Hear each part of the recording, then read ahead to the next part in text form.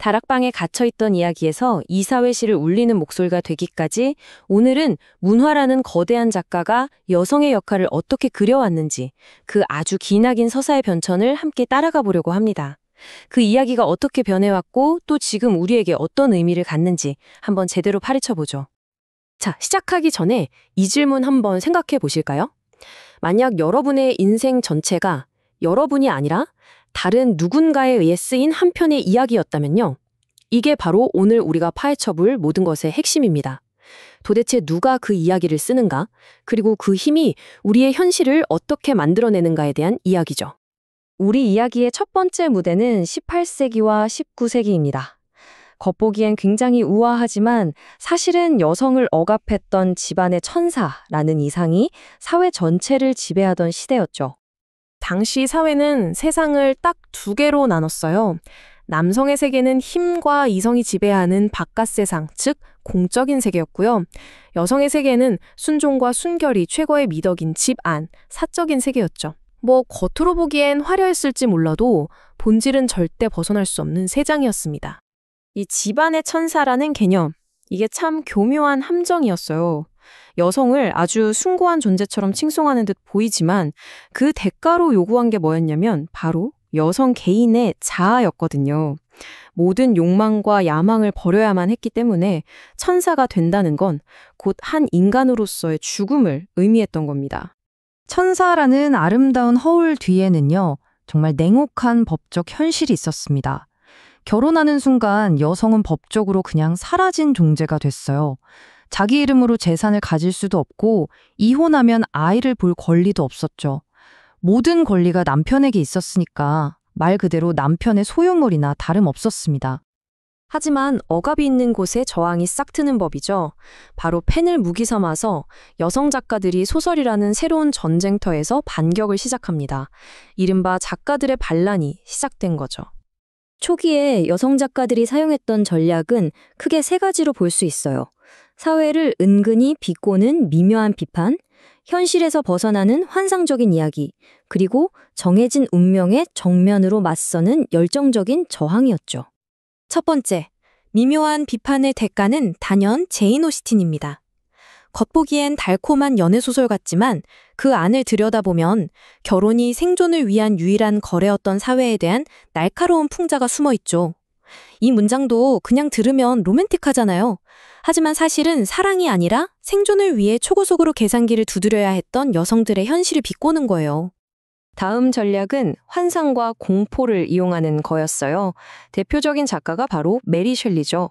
그녀가 만든 괴물은 끔찍한 외모 때문에 사회로부터 철저히 거부당하잖아요. 이게 당시 여성이나 사회적 약자들이 겪었던 소외감을 상징하는 거죠. 직접적으로 말하기엔 너무 위험한 사회 문제를 고딕소설이라는 틀 안에서 아주 영리하게 풀어낸 겁니다. 그리고 마지막, 가장 직접적이고 열정적인 저항입니다. 셜록 브론테의 제인 에어는 집안의 천사가 되기를 온몸으로 거부하죠. 이 대사는 단순히 세장에 갇힌 새가 아니라는 말이 아니에요. 순종적인 천사가 아니라 독립적인 의지를 가진 자유로운 인간이 되겠다는 그야말로 혁명적인 선언이었습니다. 자, 이제 시계를 좀 앞으로 돌려볼까요? 20세기로 넘어오면서 이야기의 중심이 책에서 스크린으로 옮겨갑니다. 그리고 할리우드가 여성의 이야기를 완전히 새롭게 만들기 시작하죠. 여기서 남성적 시선이라는 아주 중요한 개념이 등장하는데요. 이게 뭐냐면 아주 간단히 말해서 카메라가 남성의 눈이 되어버리는 거예요. 알프레드 히치콕 영화를 한번 떠올려 보세요. 우리는 거의 항상 남자 주인공의 눈을 통해서 여성을 훔쳐보잖아요.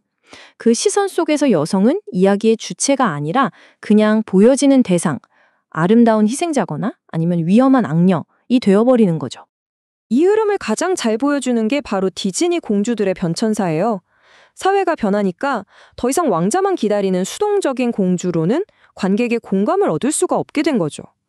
백설공주에서 시작해서 목소리를 포기했던 에리얼을 거쳐 나라를 구한 뮬란, 그리고 마침내 스스로의 힘으로 공동체를 구하는 모아나까지 느리지만 아주 확실하게 진화해온 겁니다. 그리고 이제 현대로 넘어와서 아주 흥미로운 움직임이 나타납니다. 그냥 새로운 이야기를 쓰는 걸 넘어서 아예 과거의 이야기를 비틀고 뒤집어서 기존의 각본을 다시 써버리는 거죠. 서사를 되찾는 가장 강력한 방법 중 하나는 관점을 바꾸는 거예요. 말레피센트가 딱 좋은 예죠? 1959년에는 그냥 이유도 없이 못된 마녀였잖아요? 그런데 2014년 이야기는 그녀에게 마이크를 건네줍니다. 그랬더니 어떻게 됐죠? 남자의 배신에 상처 입은 피해자이자 왕자의 키스가 아니라 모성애라는 진정한 사랑으로 공주를 구원하는 영웅이 되죠. 누가 이야기의 주도권을 쥐고 있느냐에 따라서 선과 악이 완전히 뒤바뀌는 겁니다. 그리고 모아나 같은 새로운 주인공들은 아예 리더십의 패러다임을 바꿔버려요. 과거의 남자 영웅들이 자연을 정복해야 할 대상으로 봤다면 이 새로운 여성 리더들은 자연과 교감하고 공동체를 치유하는 힘을 보여주죠. 구출이 필요한 공주에서 공동체의 구원자로 역할이 완전히 역전된 겁니다. 이런 변화는 그냥 영화 속에만 있었던 게 아니에요. 현실에서도 낡은 각본을 찍고 나온 사람들이 있었죠. 루스베이더 긴지버그는 법은 원래 그렇다는 낡은 대본을 거부하고 법 조항 하나하나를 바꿔나갔습니다. 히든 피거스의 여성들은 여성과 흑인은 수학을 못한다는 사회의 각본을 지워버리고 자신의 능력으로 인류를 달에 보냈죠. 자신의 삶으로 새로운 서사를 증명해낸 겁니다. 자, 이제 이야기의 마지막 장, 바로 지금 우리가 살고 있는 현재입니다. 지금까지 정말 많은 진보가 있었지만 여전히 남아있는 격차는 무엇이고 또 우리는 앞으로 어디로 가야 할지 이야기해보겠습니다. 현대 리더십의 격차를 설명할 때 꼭 나오는 말이 바로 새는 파이프라인이라는 건데요.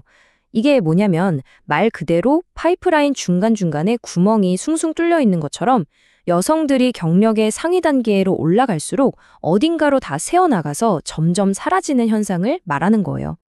이 데이터가 현실을 아주 적나라하게 보여주죠. 보세요. 사회에 첫 발을 내디딜 때 남녀 비율이 거의 비슷해요. 그런데 위로 올라갈수록, 그러니까 더 중요한 자리로 갈수록 여성들이 점점 사라지는 거예요. 포춘 500대 기업의 최고 재무책임자, 즉 기업의 돈줄을 쥐고 있는 정점에 이르면 여성은 8명 중 1명꼴로 줄어듭니다. 파이프 어딘가에서 여전히 이야기가 막히고 있다는 뜻이죠. 그럼 정치, 즉 국가의 서사를 쓰는 분야는 어떨까요? 여긴 상황이 더 심각합니다. 세계 경제 포럼에 따르면 미국의 여성 정치 리더십 순위는 무려 96위입니다. 이게 뭘 의미하냐면요. 세계에서 가장 교육 수준이 높은 여성들이 정작 국가의 중요한 의사결정에서는 목소리를 거의 내지 못하고 있다는 거죠. 결국 이 모든 이야기는 그냥 과거의 기록이 아닙니다. 바로 지금 우리 모두가 한 페이지씩 함께 써 내려가고 있는 현재 진행형 서사인 거죠. 다락방에서 시작된 이야기는 아직 끝나지 않았습니다. 이제 마이크는 우리에게 주어졌습니다. 질문은 이것입니다. 여러분은 여러분의 삶에서 그리고 우리 다음 세대를 위해 어떤 장을 써 내려가시겠습니까?